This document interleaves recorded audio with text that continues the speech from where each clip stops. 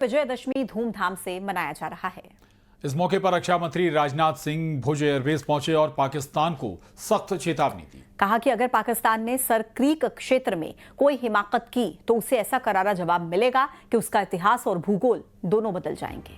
वहीं राजनाथ सिंह ने कहा कि 1965 की जंग में भारतीय सेना लाहौर तक पहुंच चुकी थी और आज भी हमारी सेना कराची तक पहुंचने का रास्ता जानती है।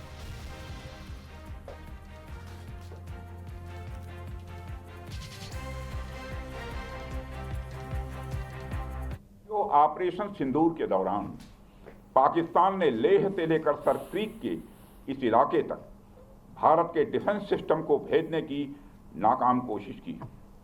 भारत के डिफेंस सिस्टम को उन्होंने भेजने की एक नाकाम कोशिश की, जबकि भारत की सेनाओं ने अपनी जवाबी कार्रवाई में पाकिस्तानी एयर डिफेंस सिस्टम को पूरी तरह से एक्सपोज कर दिया और दुनिया को यह भी संदेश दे दिया कि भारत की सेनाएं जब चाहें, जहां चाहें और जैसे भी चाहें पाकिस्तान को भारी नुकसान पहुंचा सकती हैं।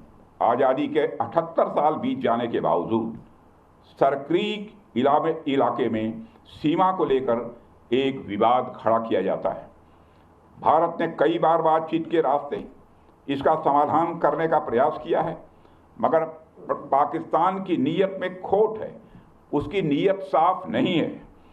जिस तरह से हाल में पाकिस्तान की फौज ने सर क्रीक के सटे इलाकों में अपना मिलिट्री इंफ्रास्ट्रक्चर बढ़ाया है, वह उसकी नीयत बताता है। साथियों, भारत की सीमाओं की रक्षा भारतीय सेनाएं और बॉर्डर सिक्योरिटी फोर्स मिलकर मुस्तैदी से कर रही हैं। अगर सर क्रीक इलाके में पाकिस्तान की ओर से कोई भी हिमाकत की गई तो उसे ऐसा करारा जवाब मिलेगा कि इतिहास और भूगोल दोनों बदल जाएंगे मेरे साथियों। और 1965 की जंग में भारत की सेना ने लाहौर तक पहुंचने का सामर्थ्य भी दिखाया। आज 2025 में पाकिस्तान को याद रखना चाहिए कि कराची का एक रास्ता क्रीक से ही होकर गुजरता है। और विजयादशमी पर रक्षा मंत्री का बड़ा बयान। शस्त्र पूजा पर राजनाथ सिंह ने दुश्मनों को संदेश दिया है। कहा कि हमारे लिए शस्त्र केवल शक्ति प्रदर्शन के लिए नहीं है। भारत सिर्फ शस्त्रों की पूजा नहीं करता, समय आने पर शस्त्रों का इस्तेमाल भी करता है। साथ ही राजनाथ सिंह ने कहा कि धर्म की स्थापना करने के साधन है शस्त्र। कड़ा संदेश है उनका दुश्मनों। तो रक्षा मंत्री राजनाथ सिंह ने कहा कि भारत में सिर्फ शस्त्र की पूजा नहीं होती है, शस्त्रों का इस्तेमाल भी समय आने पर किया जाता है। कहा कि हमारे लिए शस्त्र केवल शक्ति प्रदर्शन नहीं है। और दशहरे के मौके पर भुज एयरबेस पहुंचे थे रक्षा मंत्री राजनाथ सिंह और यहां पर उन्होंने शस्त्रों की पूजा अर्चना भी की। ये दो तस्वीरें हैं आपके टीवी स्क्रीन पर और यहीं से उन्होंने संदेश भी दिया दुश्मनों को भी।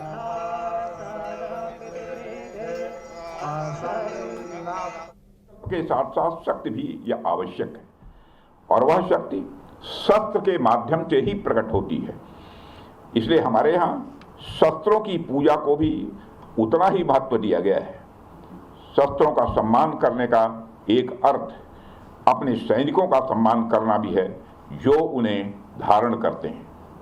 इसलिए हमारे पूर्वजों ने हमें यह मार्गदर्शन दिया, केवल शास्त्र, ज्ञान, विद्या और संस्कृत को ही संजोना पर्याप्त नहीं है, बल्कि शस्त्रों की शक्ति भी उतनी ही आवश्यक है। और हमारे पूर्वजों की वही शिक्षा आज भी हम सभी के अंदर है। ऑपरेशन सिंदूर में पूरी दुनिया ने इस बात का अनुभव किया है और शस्त्र पूजा इस बात का प्रतीक है कि भारत सिर्फ शस्त्र की पूजा नहीं करता है, बल्कि समय आने पर शस्त्रों का इस्तेमाल करना भी जानता है।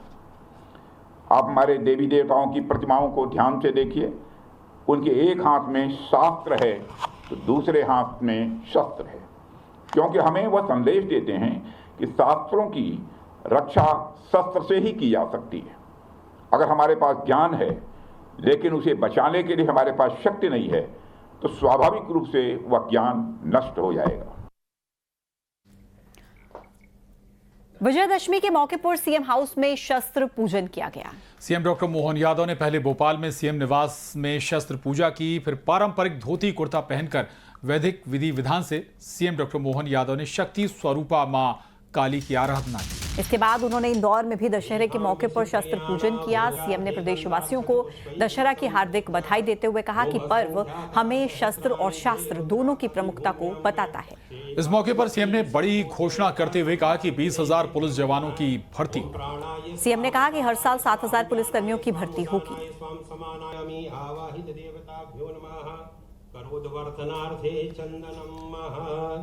ये 3 तस्वीरें हैं आपके टीवी स्क्रीन पर और भोपाल में दशहरे के मौके पर शस्त्र पूजन करते हुए मुख्यमंत्री डॉक्टर मोहन यादव।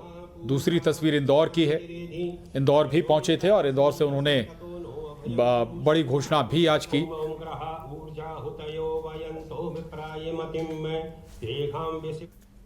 हमारे पुलिस के अंदर लगभग 20,000 से ज्यादा पदों की भर्ती हम करने जा रहे हैं। चरणबद्ध रूप से 7,500 पद हर साल भरेंगे। सभी स्तर के मेरी अपनी ओर से पुलिस जवानों के लिए भी बधाई देना चाहता हूँ।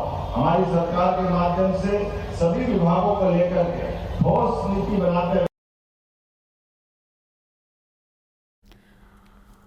ग्वालियर में दशहरा का पर्व सिंधिया राजघराने की शाही परंपरा के साथ मनाया जा रहा है। महल के आंगन में पारंपरिक तरीके से पूजा का स्थान सजाया गया। केंद्रीय मंत्री ज्योतिरादित्य सिंधिया शाही वेशभूषा में बाहर निकले। सुनहरी बॉर्डर वाला पारंपरिक परिधान, सिर पर राजसी पगड़ी और हाथ में चमकती तलवार लिए हुए वो जब पूजा स्थल पर पहुंचे तो लोगों को मानो पुराने रियासत काल की झलक दिखाई दी गई। उनके साथ उनके बेटे महान आर्यमन सिंधिया भी मौजूद रहे। पिता पुत्र दोनों ने मिलकर देवघर में शस्त्र और राज चिन्हों की पूजा की।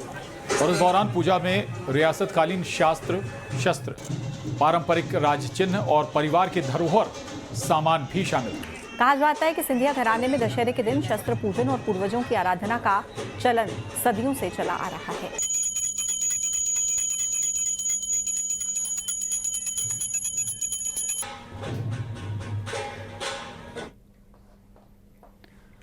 ग्वालियर के गंगादास की बड़ी शाला में दशहरा के अवसर पर शस्त्रों का पूजन किया गया।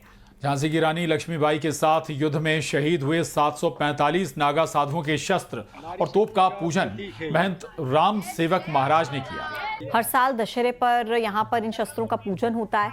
यहाँ अकबर के काल की तोप भी रखी हुई है जिसका पूजन करके इसे चलाया गया। वहीं 700 साल पुरानी तोप अकबर ने महंत परमानंद महाराज को भेंट की थी। नारी शक्ति का प्रतीक है ये।